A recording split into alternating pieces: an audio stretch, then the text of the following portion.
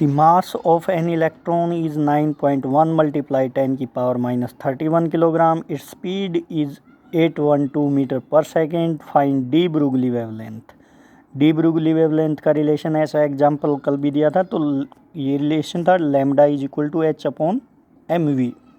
ये रिलेशन है. एच यहाँ प्लैंक कांस्टेंट था. 6.6 मल्टीप्लाई 10 की power minus 34 kilogram metre square per second इसकी वैल्यू होती है. तो जस्ट आपको मास गिवन है. मास इलेक्ट्रॉन का आपको पता ही होता है 9.1 मल्टीप्लाई 10 की पावर माइनस 31 है. और स्पीड आपको इलेक्ट्रॉन की गिवन है, तो आप यहाँ से वेवलेंथ निकाल सकते हो. और ये आई है 8 lambda is equal to h. 6.6 वाली वैल्यू पुट कर दो, मास 9.1 वाला और स्पीड 812 वाली, और ये आ गई 896.7 नैनोमीटर. और ये ऑब्जर्वेबल है. इतनी वेवलेंथ को हम ऑब्जर्व कर सकते हैं. जबकि मैंने एग्जांपल लिया था कार या ह्यूमन बॉडी का, अगर हम मास और स्पीड कंसीडर करके अगर वेवलेंथ निकालेंगे तो 10 की पावर माइनस 40 या 10 की पावर माइनस 35 इतनी आएगी, जो कि बहुत स्मॉल वैल्यू है, ऑब्जर्व नहीं कर सकते. Heisenberg uncertainty principle. It is impossible to measure simultaneously both position and momentum of a microscopic particle with certainty. इसने कहा कि कोई छोटा इलेक्ट्रॉन है, माइक्रोस्कोपिक मतलब small particle, very small particle है. जैसे इलेक्ट्रॉन होता है, हम उसको आसानी से देख नहीं पाते. प्रोटॉन है, इलेक्ट्रॉन है, वो माइक्रोस्कोपिक पार्टिकल, बहुत छोटे पार्टिकल हैं.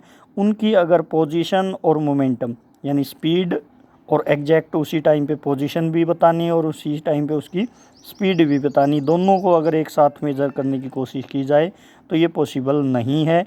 एक ना एक चीज़ में अनसर्टेनिटी ज़रूर बनी रहेगी. जैसे आप मान लीजिए कि कोई बहुत गहरा कुआं है, उसके अंदर कोई छोटी सी चीज़ ढूंढनी पड़ जाए आपको और उसकी स्पीड भी चेक करनी पड़ जाए, तो ये बड़ा मुश्किल होता है. और माइक्रोस्कोपिक लेवल पे तो और ज़्यादा छोटी चीज़ आ जाती है, उसकी स्पीड और उसका पोजीशन एग्जैक्टली चेक करना बड़ा मुश्किल काम है, तो वो हम नहीं कर सकते. हाइजेनबर्ग तो ये अनसर्टेनिटी प्रिंसिपल है. उसने कहा कि uncertainty in position, uncertainty in momentum greater than, हमेशा इन दोनों की प्रोडक्ट है वो h/4π के इक्वल होगी. h आपका प्लैंक कांस्टेंट है. तो अगर इन दोनों की अनसर्टेनिटी चेक की जाए तो उसने एक रिलेशन दिया हमें कि uncertainty in position, uncertainty in momentum वो हमेशा ग्रेटर देन और इक्वल टू h/4π होगी. तो यानी हम इलेक्ट्रॉन की एग्जैक्टली पोजीशन को हम मेज़र नहीं कर सकते, पोजीशन और उसकी मोमेंटम को एक साथ. Question, an electron is to be locate with in distance of 0.1 angstrom. ये गिवन है. अनसर्टेनिटी इन वेलोसिटी पता नहीं है, तो अनसर्टेनिटी प्रिंसिपल यूज़ करेंगे.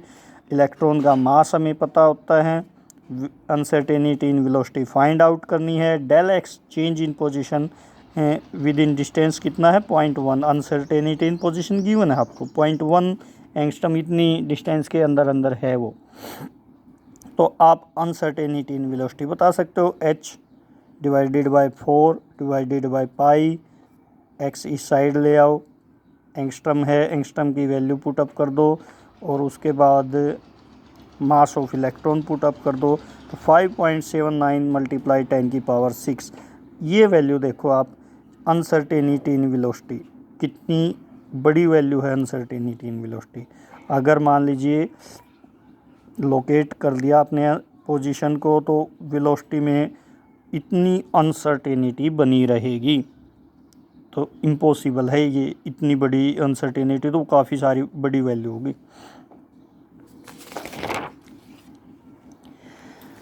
नेक्स्ट है,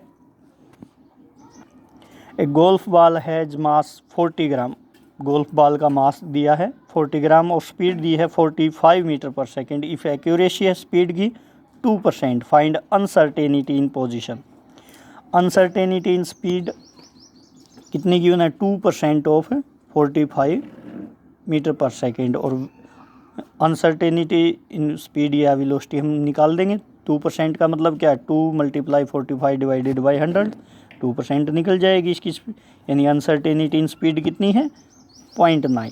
ये आ गई अनसर्टेनिटी। बाकी आपको पता ही होता है, फार्मूला लगा दो, del x m del v h upon 4 pi. ये आपका अनसर्टेनिटी प्रिंसिपल ने दिया है रिलेशन। यहाँ से अनसर्टेनिटी इन पोजीशन आ जाएगी 6.6 × 10⁻⁴, ये एच की वैल्यू है, 4 पाई 3.14। अनसर्टेनिटी इन स्पीड आपने निकाल ली, ये वैल्यू यहाँ पुट कर दो। और मास 40 ग्राम है, ग्राम को आपने किलोग्राम यूनिट में कन्वर्ट कर लेना है। तो ये आपकी अनसर्टेनिटी इन पोजीशन, ये देखो 10⁻³ वैल्यू आई है, बहुत छोटी वैल्यू है। यानी आप गोल्फ बॉल को आप आसानी से, क्योंकि ये पार्टिकल विजिएबल है, बॉल हमें दिखती है, तो इसकी पोजीशन हम अनसर्टेनिटी इन पोजीशन वेरी लो है, हम बता सकते हैं एक्यूरेट। लेकिन इलेक्ट्रॉन की अनसर्टेनिटी कितनी आई थी 10⁻+6, वो अनसर्टेनिटी काफ़ी ज़्यादा है, उसको हम नेगलेक्ट नहीं कर सकते, लेकिन इसको नेगलेक्ट कर सकते हैं। तो ये हाइजेनबर्ग अनसर्टेनिटी प्रिंसिपल से था कि हम जो बड़े पार्टिकल हैं उनकी अनसर्टेनिटी को नेगलेक्ट कर सकते हैं, वेरी शॉर्ट वैल्यू है, नेगलेक्ट कर सकते हैं भाई, कोई बड़ी बात नहीं इतनी अनसर्टेनिटी होना, लेकिन इतनी बड़ी वैल्यू को हम नेगलेक्ट नहीं कर सकते। नेक्स्ट है reason for failure of Bohr model. Bohr model तो क्या हुआ, इलेक्ट्रॉन का, बोहर ने कहा था कि electron revolve in circular path known as orbit. Fix orbit थे, जो फिक्स पाथ के ऑर्बिट में रिवॉल्व करते थे, लेकिन हाइजेनबर्ग अनसर्टेनिटी प्रिंसिपल कहता है कि हम इलेक्ट्रॉन का पाथ की में अनसर्टेनिटी ज़्यादा है, तो हम इलेक्ट्रॉन को लोकेट नहीं कर सकते, एग्जैक्टली पोजीशन को हम बता ही नहीं सकते उसकी। तो इस कारण बोहर मॉडल रिजेक्ट हो गया। बोहर मॉडल तो ये कहता था electron revolve in fix path, जिसको हमने ऑर्बिट का नाम दिया था, लेकिन अनसर्टेनिटी प्रिंसिपल ये कहता है कि इलेक्ट्रॉन का पाथ हम बता ही नहीं सकते आसानी से, तो इस कारण ये फेल हो गया। तो उसके बाद क्वांटम मैकेनिकल मॉडल आया, जो आपके न्यूटन लॉ वगैरह थे, वो क्लासिकल मैकेनिक्स थे, जो बड़ी पार्टिकल, बड़ी जो हमें हमारी डेली लाइफ में होती हैं, भी स्टोन है, पत्थर है, बॉल है, ये बड़ी पार्टिकल हैं, बड़ी चीज़ हैं, इनको हम, इन पे न्यूटन लॉ बेस्ड थे। लेकिन अब जो इलेक्ट्रॉन प्रोटॉन माइक्रोस्कोपिक पार्टिकल है, उस पे ये न्यूटन लॉ फेल हो जाते हैं। उसके बाद एक नई साइंस आई जिसको हम क्वांटम मैकेनिक्स पढ़ते हैं,